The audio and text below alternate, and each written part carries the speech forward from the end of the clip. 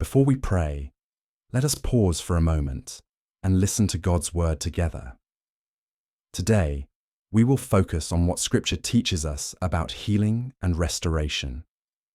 God's word helps us understand not only His power to heal, but His willingness to care for our whole life. With that in mind, let us turn our attention to the passage before us.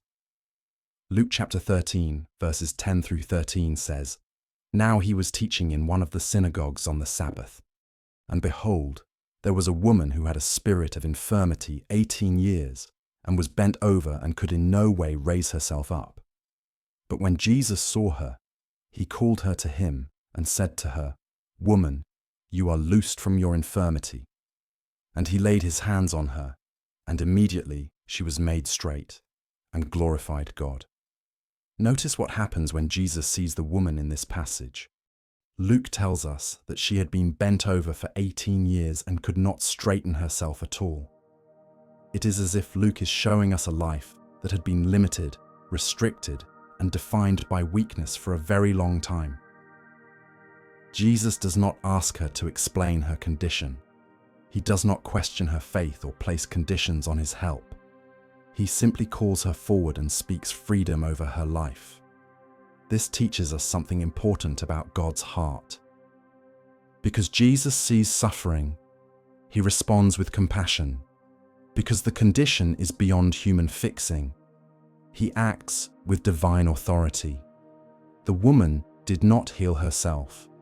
Her healing came when Jesus spoke and touched her.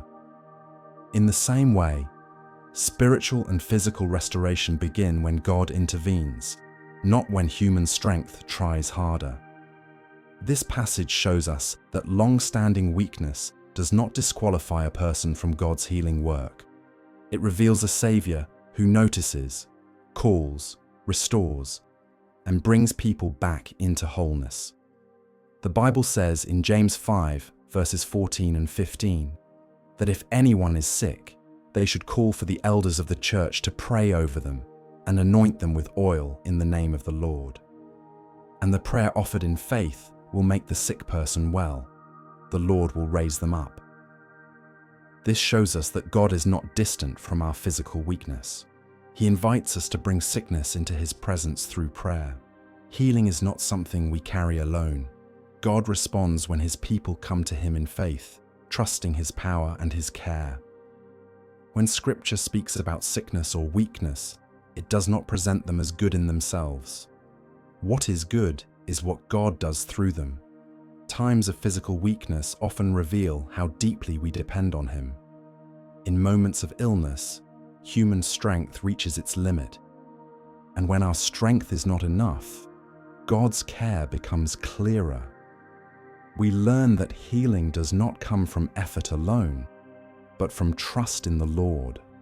There are lessons about God's faithfulness that comfort cannot teach. There is an awareness of His presence that often grows when the body feels fragile. In weakness, we learn that He sustains life, and in sickness, we learn that His power is not limited by our condition. A clear promise of healing is found in Exodus 23:25.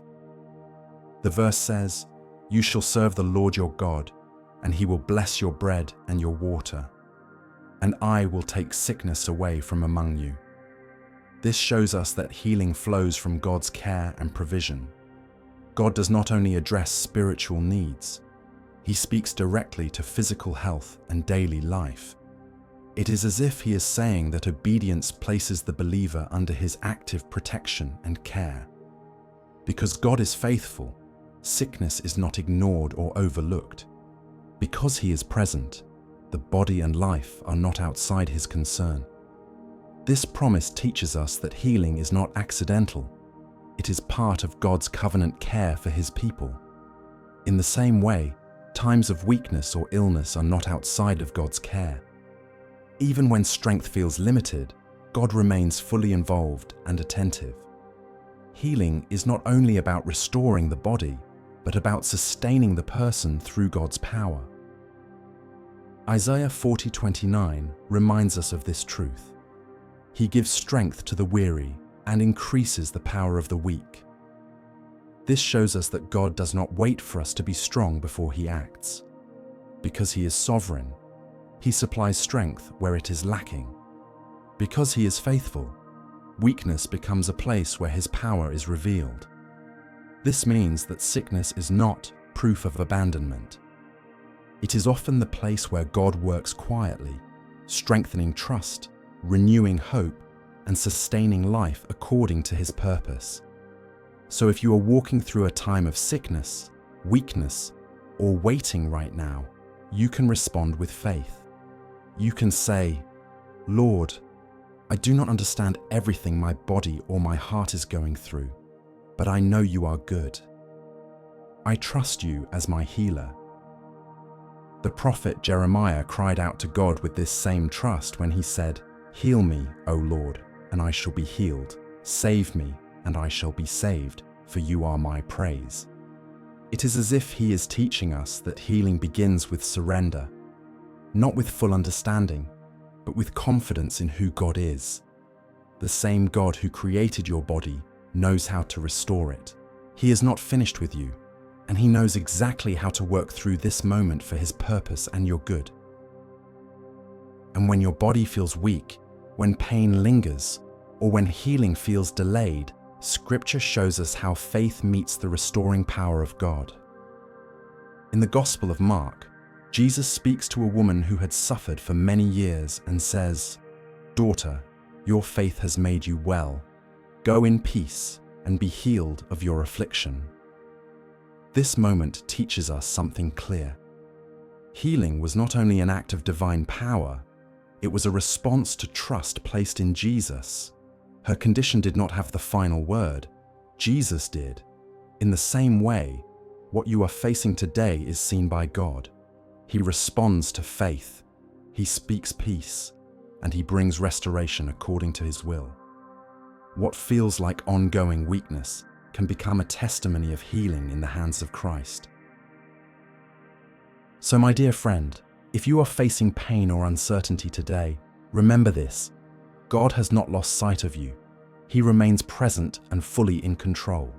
In His faithfulness, He may allow moments of struggle, but never without purpose and never without love. Hold firmly to His word and continue to trust His heart, even when His ways are not yet clear. Lord Jesus Christ, I come before you now in prayer. I place myself in your presence with honesty and faith, believing that you see my body, my heart, and every place where I need healing. Nothing about my condition is hidden from you, and nothing I carry is beyond your care. I choose trust today because when you saw the woman who had been bound for years, you did not pass her by. You called her forward, you touched her, and you restored her, just as Luke shows us. That same compassion is still alive, and I believe it reaches me now.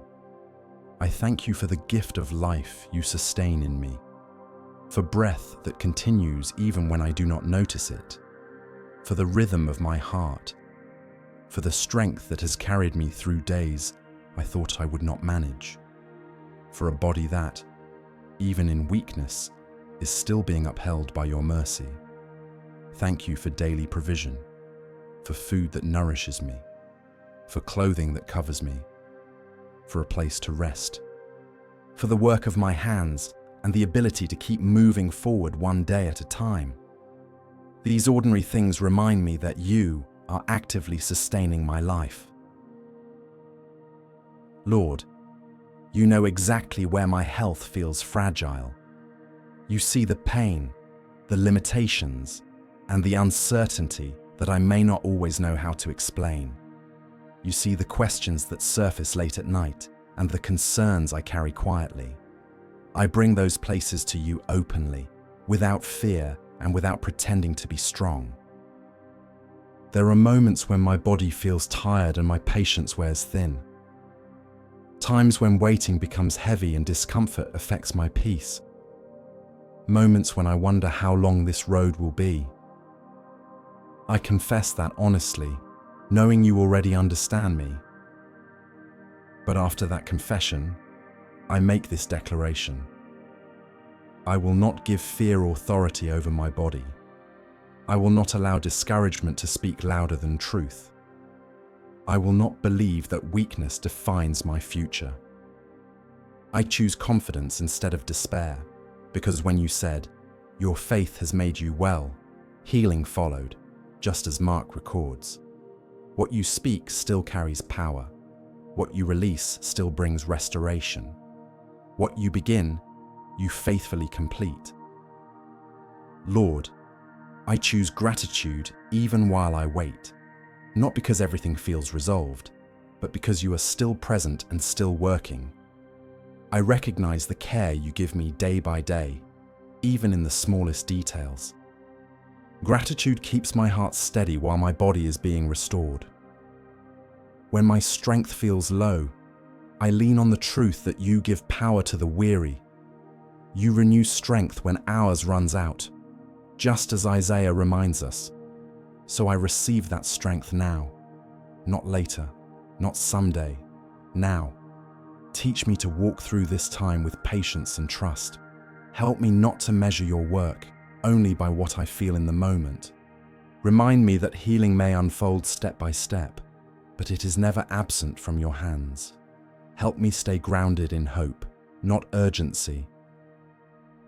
Holy Spirit, remain close to me. Bring calm where anxiety tries to rise. Bring peace where fear attempts to settle.